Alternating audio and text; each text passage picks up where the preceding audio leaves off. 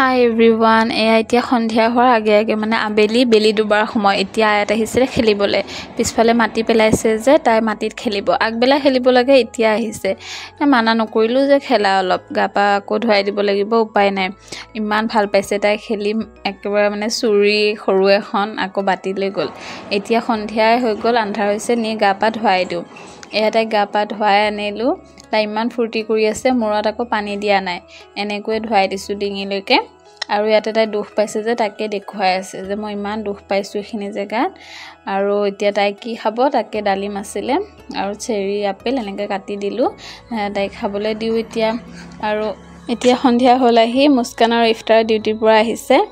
আহি সিহঁতে ইয়াতে কিবা বনাব তাকে ভাবিছো আপোনালোকক অলপ দেখুৱাই দিও ইয়াতে কেঁচা জলকীয়া ধনিয়া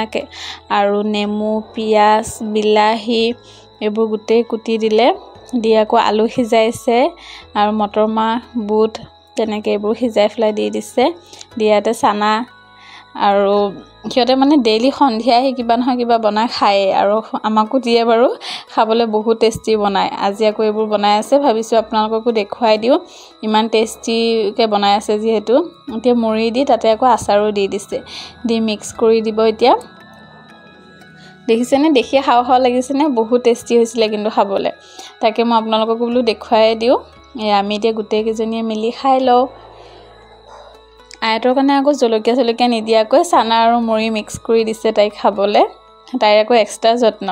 এতিয়া অলপ পকাই প্ৰায় অমিতা আছিল আমি গোটেই কেজনীয়ে মিলি কুটি খালো আজিলে ইমানে বাই